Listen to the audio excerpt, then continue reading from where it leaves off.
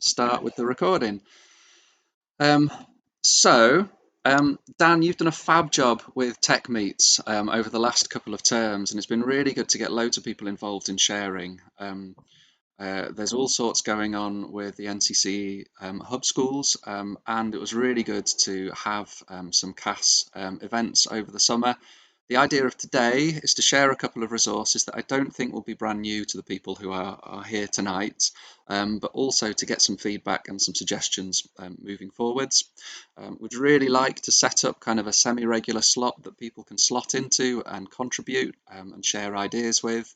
We're conscious there's loads of pressures on people's time and loads of amazing stuff to get involved with for computing at the moment. But we also want something to be left after the funding for the NCCE runs out. So we really want to invest in the CAS communities, because that's the grassroots stuff that drew me in right from the beginning. And I love the fact that I can call Dan or Dave or get in touch with other people to ask for a little bit of help and advice and support. But you know me, I hope I don't come across as having all of the answers. I'm going to share some stuff that I've worked on. But if it's useful, use it. It's by no means the only way, and it's certainly not the best way.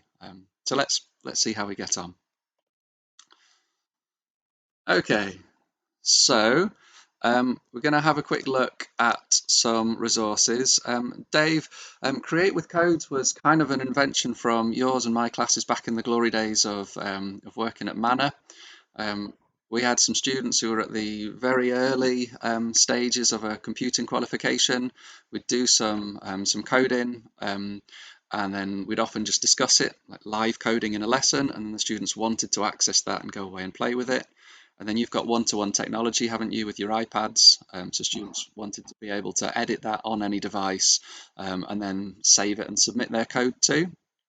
Now, I know quite a few people were interested in coming along this evening, almost out of frustration at REPL starting to charge for class activities. Now, I can't claim that Create with Code is an alternative to Replit. I think if you can afford Replit, it has more features, it's better, and it might be worth investing in. Create with Code is kind of a different animal. It's designed to be to work with no user logins, but to try and just be as simple as possible. It's not a fully fledged Python environment. There's some stuff that you can do in idle or Thonny or Moo with proper Python that you can't do in Create with Code. But for GCSE students, for live coding in a lesson, it's designed to be as easy as possible to use. So one of the things that people found really helpful in lockdown was to be able to write some code and then share it and then see what students are working on. So what's your name? Dan. I wish I was Dan. Hello, Dan. I've tried to add some extra features in where you can set up competitions to work through the live with code resources that I'll flag up a little bit later. But also you can set up teams with your classes, and then you can see what all of your students are working on. You can see their codes, comment on it, edit it, and give some feedback for it. It's not I wouldn't say it's the best user interface in the world, and Replit does it better, but Replit started charging a lot of money for it. Create with Code is ad supported, but I've tried to make it so you can just scroll down, and most schools just block out the adverts, so you can scroll down and avoid them. Dan, have you tried it on your Chromebooks? Do you know if it works? Uh,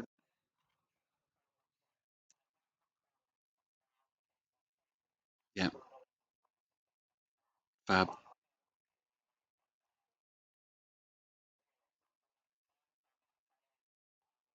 Thank you, Dan. I've tried it with some Chromebooks in at Westfield School, and it should work on iPads and things like that too. But the idea is if you're trying to explain a concept, or if a student has some code they want to share with you, rather than saving it and emailing it or putting it on Google Classrooms or Teams or whatever you use, whatever you work on. Um, how was your day today? It's trying to encourage the live coding methodology of talking about what goes wrong, exploring all the different error messages, and then just saving it, Control S. You get a link that's public, So again, it's not great for coursework because you can't have private code, but all students can just save it and then share it with you, post the link, and then if they've done it, you can see what code they've accessed as well. So growing out of growing out of Create with Code was a desire to kind of get some feedback, and I hate marking. Dave, you'll know from being my boss for quite a long time how rubbish I was at it.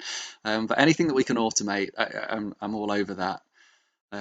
So the first iteration of Blog with Codes came from a Google grant. I thought it'd be nice to apply for some money for some Google funding, and they kindly agreed to provide some prize money or some money for time to develop these. So the idea is there's about 14 of them so far, I'm trying to make 20 of them, where each one has a little tracker, and there's some code that you try that works with some ideas to extend it, some code that's broken that you've got to try and fix, and some code that's more of a blank canvas. And for each one, it's kind of set up as remote learning friendly. So if you've got students who are self-isolating and you need to just give them some practical programming support, hopefully there's enough in there to get them going. So for each one, students get a starting point, and then as they do it, they don't have to wait for you or me to walk around and say, yeah, that's great, that doesn't quite work. They should get some instant feedback on it. So let's have a look. We'll run it and we'll see. Python output. I said, hello, is anyone there? Blah, blah, blah, blah. Let's see. Let's open it full screen. So when you edit the code, you'll see a kind of self-marking test appear at the top. I'm going to hide my face. Nobody wants to see that. There we go. So we've got 0% at the moment. Everything's a fail. That just pretty much summarizes my day at the moment. Let's say hello instead of hi. And then it should automatically mark it. You get some instant feedback on here, and that feedback should go into the tracker, the little tracker bar on here. And it's the same with debug, so some code that's sabotaged and an empty canvas on here. And then because every school's doing things differently, some are integrating with Classroom, some with Teams, some with Shobi or Show My Homework, or what are you doing at the moment, Dave? What's your current flavour of the month for collecting work in? Fab. So it works really well. You get students to do the work independently, and then generate a certificate as a PDF that they can then save and share with Shobi or Show My Homework or Teams or anything like that. So this doesn't give you as a teacher a live view of all of their code. You just get a summary here. I have been working on how to kind of integrate that with Moodle. Dave, I think do you still use a VLE or anything like that?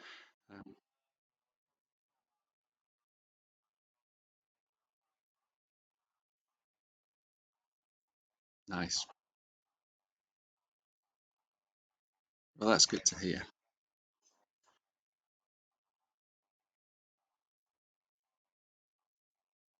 Well, it's very much different for every school, isn't it? And what works in every situation. So hopefully anyone can collect in those PDFs.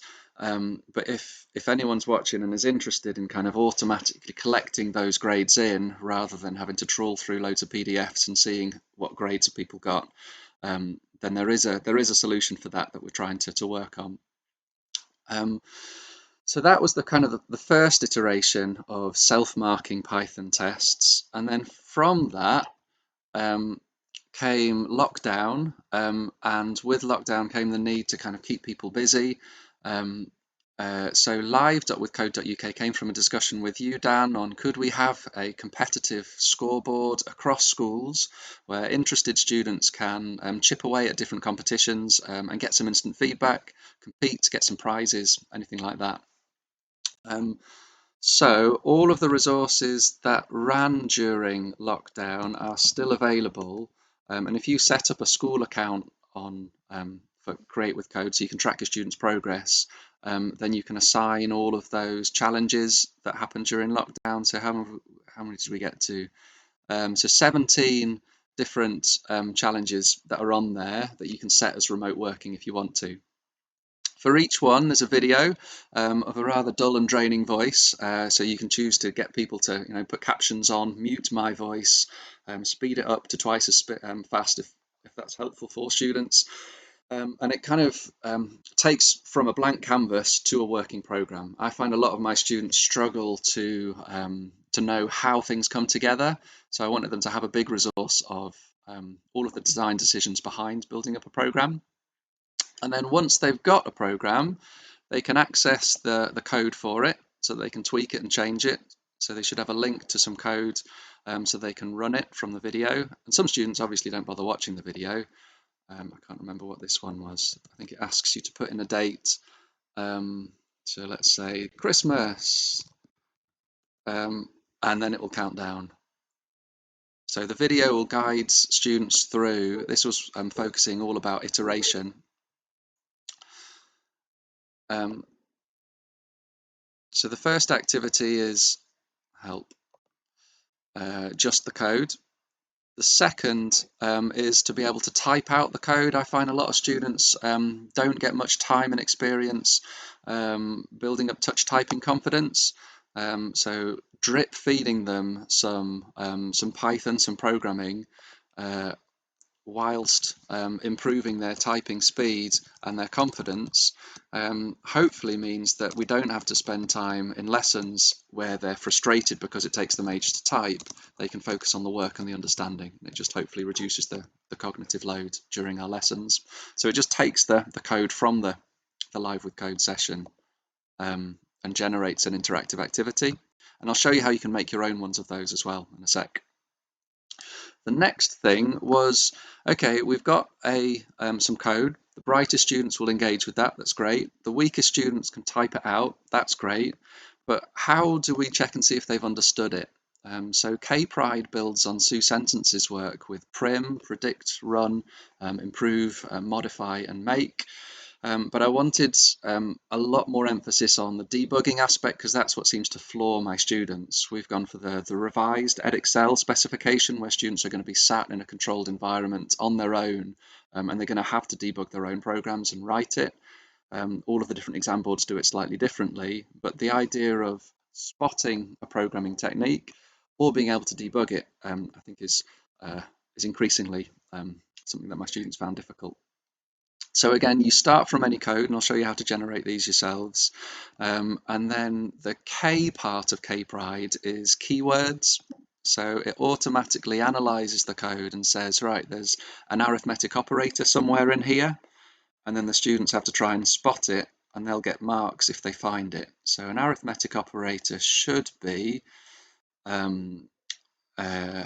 adding or subtracting or anything like that. It's probably just found the / in here.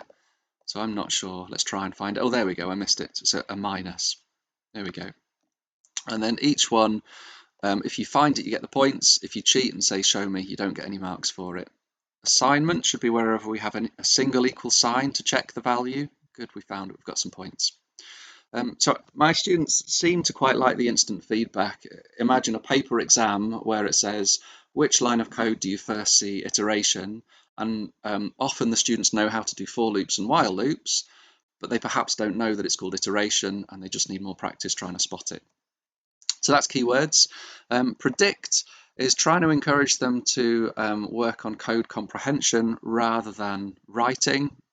My sons are learning to read at the moment. Daniel, my eldest, loves it. Joel is just learning, and he's not really doing any writing at the moment. Everything from school, and he's got a brilliant teacher, is all about comprehension. And I think it needs to be the same with software design and programming. We need a bigger focus on code comprehension before we expect students to understand enough to write it. So we give them the code. They have to write down what they think will happen. So what should happen? Ask for a date. Sounds like a bit ambiguous with a dodgy meaning there. And then when they press run, it'll give them their predictions, it'll run their code, and they have to go through and check and see, does it actually happen? So just to get them to think through what does happen, what do they think happen, so that they're engaging with the code a little bit more actively. Investigate. I usually quite like just having some challenges down at the bottom in the code that I share. So this is a space, a time and an opportunity for students to respond to that. So make it so that if you don't type a date, it will count down to Christmas. They have to edit it, maybe put a default value in there. I tend to find students don't really bother with these ones. I'd love it if they did, but they skip across. They do the keywords and then they do the debug one. Because debug is the thing that really messes with their heads. They find an error message and they don't know what to do with it. So debugging, I asked a load of teachers on Twitter and on CAS what are the most common error messages that students struggle with, and then tried to write an algorithm that inject them automatically into some Python code. So whenever you press sabotage, it will change from 1 equals to 2 equals is, or forget to put in a colon on the end, or mess up iteration, or change a lowercase to a capital letter. So the idea is they just have to go through, and it gives them the confidence, hopefully, if they have more practice trying to spot these errors. Fab. So that's the K-Pride activities, and any code that you write or that you share or that your students want to share in a lesson. So I don't know, let's say how many days until half term? How many days until half term? Let's convert that to an integer, and then for day in range days, print day. So it should hopefully ask us how many days. How many have we got? Thursday, Friday, 2. And then it loops through each of those. It's not a very exciting program, but when you save it, you should be able to generate those typing races and those K-Pride activities for students to be able to do. So we share it, and you can have a link so that students can access the code. You can have that K-Pride activity so that they can do the keywords, predict, run, investigate, debug, and extend, or the typing activity. So that's what we had so far. Compete.withcode.uk was just a way of trying to quickly access what your students are doing. So the big thing that Replit does really well that we have to pay for now is kind of a live coding environment where you set up your groups and you can see what everyone's doing. So compete.withcode.uk allows you to kind of set up your school, create your groups, and then once you've got your groups set up, you can see live what the students are doing. It's not as feature rich as Replit. It can't, I certainly can't offer the same level of service that they provide. So if you've got the money, pay for Replit, but it's just an attempt to try and get there. We've talked about K-Pride a little bit. The last one is just building on the try it, debug it, and extend it activities. I wanted some topic tests for programming. Again, we're doing the practical assessment for Edexcel. So there's 2 types of self-marking activity. There's the one that kind of guides them through in a more differentiated way, code that works, code that's broken, blank canvas. Or if we just want a quick snapshot of how much they understand, there's a separate set of topic tests that just gives you a skill and then lots of repeated challenges to try and work through. So I'll share the links for both of these and then give us some time to go through. So for these ones, let's reset it back to how it would be. These are all the things that they're marked on. And let's see, create a variable called model number. And then we should get some marks if we've made that variable, but if we store the value 1, 2, 3, we get a little bit more credit, and if we turn it into a string, we get a little bit more credit, hopefully, if I can make the string properly. There we go. So same idea, these trackers here allow you to create the PDF. The PDF the students can then share, or if you've got it integrated with anything that supports LTI, Learning Tool Integration, then you can get those grades automatically from the students. So that's all I want to share really for these resources. I don't know how useful they will be for you. I know lots of schools are moving away from practical programming, but my school, we're doing the Edexcel one. The students seem to really enjoy the practical stuff, but they just want more experience, more instant feedback, and this takes the pressure off us as a department to try and go round, watch people's screens, and that rising panic of thinking, I just don't know how to answer your question. I don't know what's wrong, to hopefully try and empower them to do it instead. So I'm going to pause the video.